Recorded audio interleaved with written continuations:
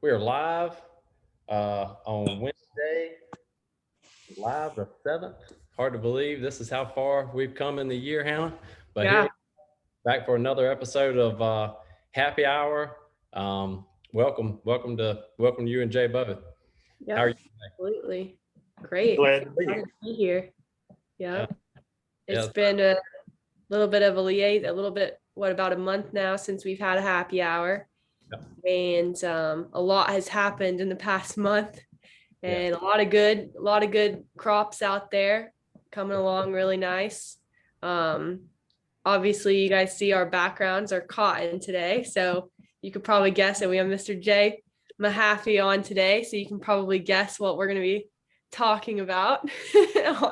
Can't you, Josh? So, Absolutely. All right, well, let's just give a little rundown of kind of you talked about we missed a month here. Let's give a little rundown of where we've been, what's been going on.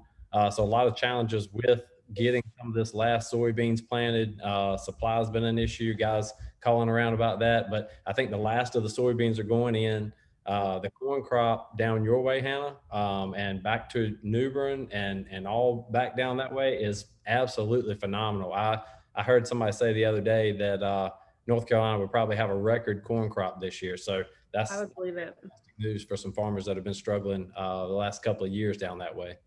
Absolutely. And Josh, you got to see a little bit of my territory yesterday, and we got to do some ear counts and see what was going on in my plots. And I'm telling you, this is my third summer in the Carolinas, and this is by far the best corn crop I've seen so far. So as long as we can see it through to into August and no potential threats come our way, I think we're going to have a kicker of a year. So I'm really excited. Absolutely. If you get excited by looking at pretty corn, check out our Instagram page. Hannah's got a great picture of some decal 60 that we posted yesterday, holding 2 ears. It's phenomenal. I'm really excited about that product as a replacement for 6208 and maybe even a complement to 6357 in that early 112, 113 day range for the Carolinas. So lot of good things going on down that way. And then to kind of wrap up the introduction, here we've got the last of our plots going in today. We had Extendflex plots. I know I put one in. I think Nicholas was able to put one in. We visited Kenneth Sanderson and at his place yesterday to see that last one you got in. So excited to be testing those new varieties for the coming class as well. Definitely. Well, Josh, I'm going to go ahead and kick us off. Jay, if you would, please, we're so excited to have you here again. I know we had you back a few months ago, and I think we drank green beer that day, but today it's normal color. just But plain beer today. exactly. But please we're like I said, we're excited to have you here to talk about cotton and PGR management today. If you would give a brief introduction, I think we have a lot of followers who watched you last time, so they know a little bit about your background, but tell us a little bit about what you've been working on this summer. Well, I'm Jay Mahaffey. I manage the Learning Center in Scott, Mississippi, and we've been working on a whole variety of things all summer. I would add, I'm a member of the Wolf Pack. I'm Yes. still upset over the baseball, Yes. like everybody else is watching in the Carolinas. I'll get over it, but I'm with you. So, at any rate, I'm in Mississippi these days, and we are actually doing a lot of work at Scott. Some of it is repeats from previous years. We've done some analysis of our data over the long term that's given us some guidance about how cotton varieties respond to PGRs, what happens, and it's given us some reassurance that the sort of testing we're doing is valid and is helping get growers answers. The work we're doing at Scott this year is multifold. I'm very encouraged by our corn crop also. We've got the best stand we've ever had, which is the key to corn yield, or one of the main keys to corn yield. We've got a lot of work with soybeans, but of course, if I'm on here, we're going to talk about cotton on some level, and we've got a lot of cotton work in the field. We're working on all sorts of things that are the characterization of new varieties for their response to PGRs. We've got our new product NPE varieties in plots where we test those products side by side and apply different regimes of PGRs. and learn generally how they respond so that when they get a number and we sell them, we know more about it. We have just started to make those applications, those first applications, and I'm very encouraged to be on here today with y'all to talk about that, because now is the time to intervene in a lot of these crops. And there's some hesitation that I hear about daily, practically daily, to do that in certain fields and systems and all of that. And that's based on historical experience. But, you know, we're here to provide that sort of a resource. And I hope we can do that through our conversation today. Absolutely, Jay. And I think we go back to talking about the PGRs and the management. You talk about historical facts and the way people have come to be where they're at. We got to change that mindset with these new varieties and their potential growth habits and stuff. And then the benefits that you're seeing, the data that's backing up the benefits of the PGR applications being timely is what brought us all here today. So with that, we're getting a lot of questions here in the Carolinas. Zach and I, and our whole pod, we're walking around yesterday, and Zach's getting call after call of people who are asking, what do I do? How much picks do I put? So I've outlined about 3 different scenarios that I think fit most of the crop across the Carolinas. And I just want to run through those with you and kind of get your input onto where you think a good starting point for these growers would be. So part of the crop, there was a really good portion of the early planting window that we had. Those stands got planted, came right up, fired out of the ground, and really grew off really, really well. Good size cotton, thigh high, probably 14, 15 node cotton, really, really growing strong right now with the heat and humidity we've got. And then of course, predicted rainfall coming in tonight. What do those guys need to be thinking about, especially if I hadn't done, I had some guys put 4 to 6 ounces maybe, and I got some guys hadn't done anything. What do those guys need to be thinking about? Well, that case is the one to consider that's probably actually the easiest, although it causes some discomfort to folks that aren't typically and historically aggressive users of PGR. Cotton that's growing off like that, that's really getting after it, dry land or irrigated, either way, they need to be treated a little bit differently.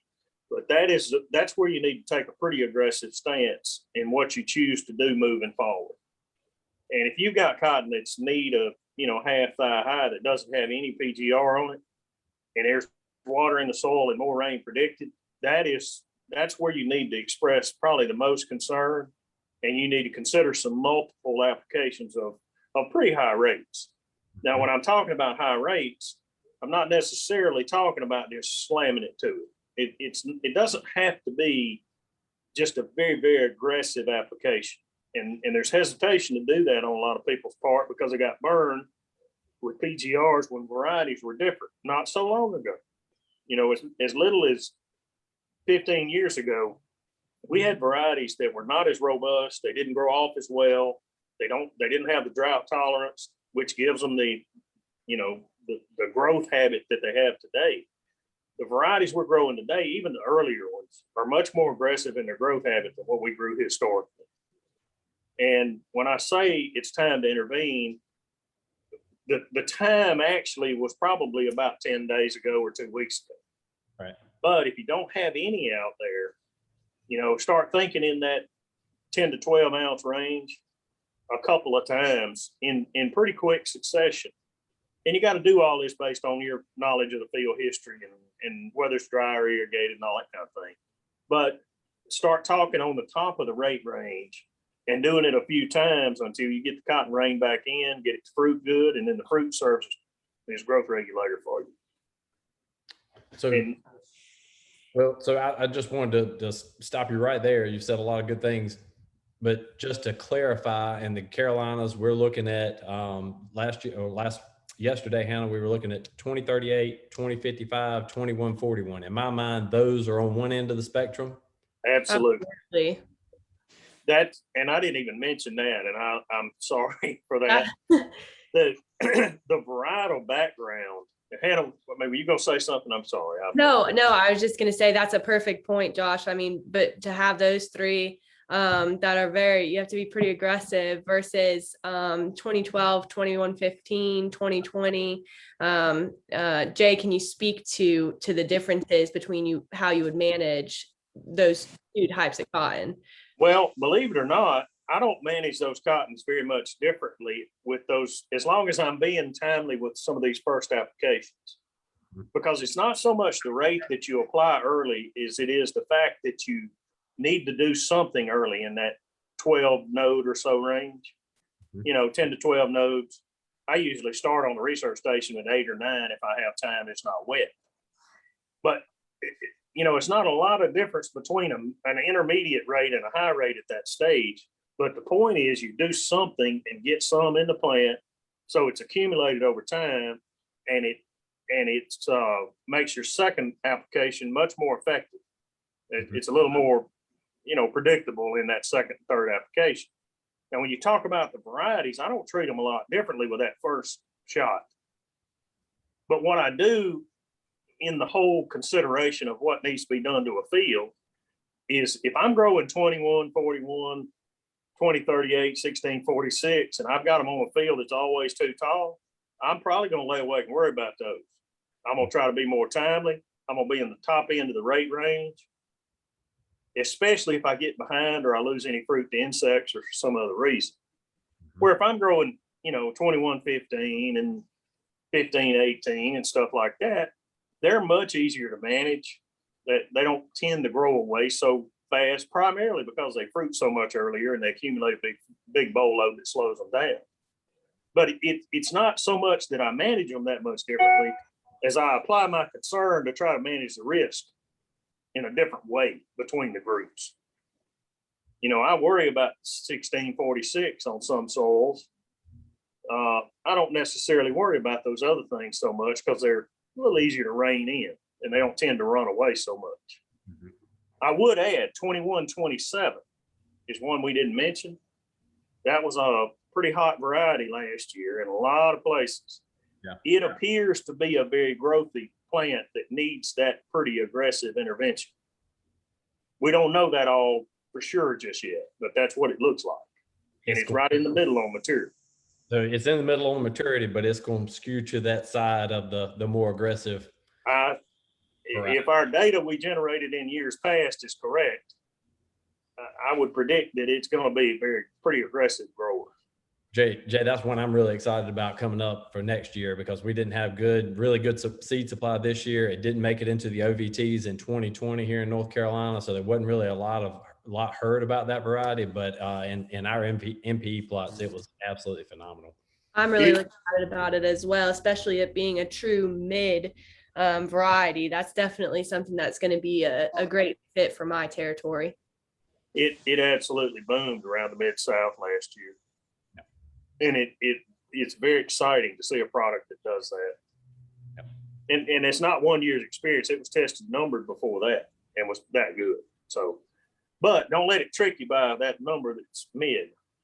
That is the maturity, but that may not necessarily be the management style. And that goes to the point of acknowledge what's going on in every field. Go out and look at how the field's developing. And then when you know these things about these varieties, you can go out and say, all right, I know this field's always too tall, and I know I chose to plant 2038 on it. I probably need to think that through and be a little more aggressive on my picks. Right. And if the decision is, do I use a little more or a little less, it's a little more. Now you got to use some reason with that. Don't go out in a drought and, overdo it and all those kind of things. Right. Well, Hannah, you want to give us that second scenario we're kind of thinking about here in the Carolinas? Yep, absolutely. So planted, but during a dry period with uneven stands that could have emerged at two different dates. So the stand is going to be uneven and you can actually see it in the field. I think you have to define uneven, but if it comes up over a period of 10 days, 2 weeks, yeah, you can see that, but it's not going to be, it's going to even out sooner or later over the season. And the concern is over managing the late emerger. That's right. But you kind of got to go back and think about that risk. Are you at more risk of over managing the late emerger or under managing the early emergent? I'd argue we're probably on the latter side of that in most cases, even though we don't want to accept it. We probably are. Well, I didn't come on to give a test, but I think that's the right answer. Our data says that's exactly right. Yeah. Now you got to understand what proportion of the field is in both populations. Mm-hmm. You know, if it all came up late, maybe you treat it like it's all late and deal with the later stuff. But generally speaking, the way I deal with that is, number one, acknowledge the background of the field. Is it a hard, harsh, thin soil, dry land that's not going to grow? I might back off of that a little more than I would. If it's a field that's typically very growthy, most of it came up and a few of it sort of lingered, you know, over a couple of weeks coming up. The way we typically would manage that, and our data would say to manage that, is just back off the rate a little bit, but do something at that timing that represents most of the field. So if you get out there at 10 nodes and you say most of it says, all right, I need to put, you know, 12 ounces on it, maybe you back that up to 10 and do it anyway, or 8 if that makes you happy. Because it's not so much the rate that you use early as it is you do something at that early time. Get it into plant early. Get it in the plant early, because there's two things about growth regulator that matter. Number one, it's active at a dry weight concentration. So the bigger plant I have, the more I have to put on. And the effect, at least, is long lasting in the plant. So if I put some on early, the effects and some of the Mepiquat are there late. So if I apply a little bit early, even if it's not an amount that gives me the amount of growth control I actually wanted, that effect is in there until I make the second application. And it takes less to get back above that threshold to give you growth control in that second application. Gotcha. Because it's a dry weight thing. Yep. And you don't have to keep bombing at it with these, you know, huge rates and repeated timings. And we've gotten in that habit because PGR has gotten so cheap in cotton, and there's actually a better way to use less. Right. Yeah. Well, the mindset around my area, a lot of guys that have historically been growing cotton's always, when do I stop it?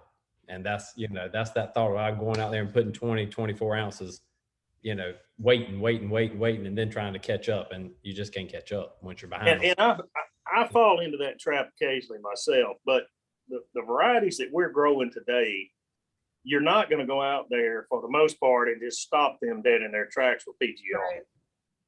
What you have to do is use PGR in a very metered and deliberate way through the early season, as we've been talking about. Make those things accumulate fruit so that when you get ready to stop, the fruit's already applied about half the brakes. Fruit's helping. That's right. Yeah. And when you say, all right, that's enough, you go out there and make that 16 ounces or whatever it is right at the end of the season, it kind of goes, whoa. But you did half of it, or well, I don't know what proportion, but you did part, and the plant did part. Right. Good thing is you get credit for all of it. So that's all right. So the last scenario that we're kind of looking at here, Jay, and this is something that I recently looked at within the last day or so. You've got a really good planting, had a great population come up, so we got a nice even stand. All came up at the same time, but it was really, really wet. We've had rain after rain after rain, and the nodes are just stacked up really, really tight. When you see some of those branches, they're almost side by side on that plant all the way up. And, you know, you have 10 or 12 node cotton that might just be over a foot tall. But it finally looks like it's starting to grow out. It looks like it's really, you know, the field is really coming alive. What are those guys? Because, you know, we want to do something. We've established that.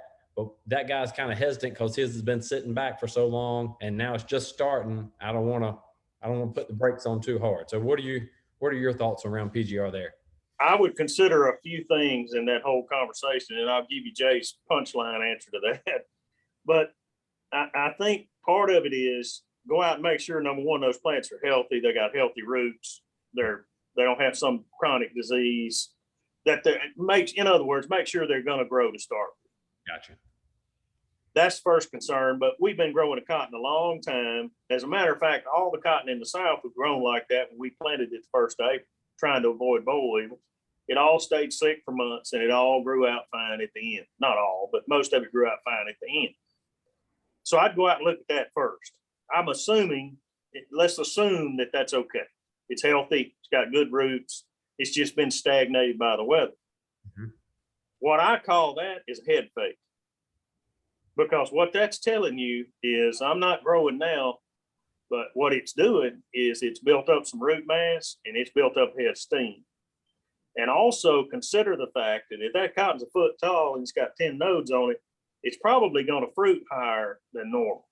Those branches just aren't going to be, they're not going to contribute a lot to yield. That doesn't mean it can't make a lot of yield, but those branches aren't going to contribute a whole lot because they just, they've just been in bad shape. Right. So in other words, what all that adds up to is you got a pretty good factory that's not going to have a lot of fruit on it for some time. Don't let it fool you. Now, what that means is it probably puts it more into that last scenario, is you just back the rates off. And when you start seeing it trying to creep and grow a little bit, just give it a little bit.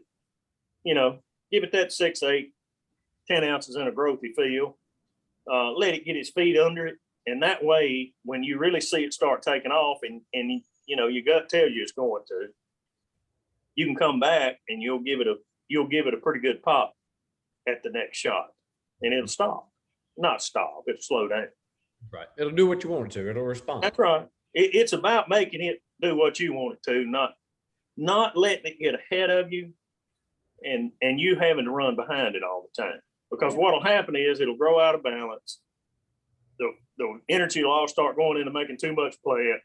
Then it'll start to shed. Then you'll fix it to make it fruit. And it's this endless cycle of over and over and over. Yeah. And if you keep it, or you try to establish it in some sort of a balanced growth, whether you have to deal with all that weather malady or not, just keep it in some kind of balanced growth, it's a little bit easier to fight. Josh, great job putting the 3 scenarios together. And Jay, thank you so much for answering them. I learned a lot just now about different ways to manage cotton with PGRs. And I know that we could have several more scenarios that we could go through and talk about, but I do also know that those 3 are probably the most common ones that we talk about right now this year in the Carolinas. Now, that's not to say that it will be like that next year, was like that last year. But for at this time in the Carolinas, those 3 scenarios are definitely the most common that I hear about. And now I feel comfortable being able to talk about PGR management with those 3. So appreciate that. I am going to move us on a little bit to maybe get a little bit of a Thrive On update from the Learning Center, because I know we talked about that in March and we said that we would make sure we talked about it throughout the summer with Jay. And now we have the opportunity. So would love to hear an update from you on Thrive On, Jay. Well, the first thing I would tell you is, being an entomologist by training, I came to managing cotton in other ways later on, and I love it all. But being an entomologist from North Carolina State, I would add, I forgot how much fun it is for me to sit at a microscope and count bugs. And I've had a chance to do that in great fashion this spring. I've got all sorts of fancy microscopes and things that are in a lab. It's air conditioned and cool and all that. And I can sit and count thrips and identify bugs and just have a grand old time. Yeah. The thrips have cooperated with us this year in our Thrive On testing, and I will tell you that it's been outstanding. It has not, the technology as it stands today has not had 0 thrips upon it, but it has had very little, if any, thrips damage. I didn't have a single plot that I would have necessarily worried about.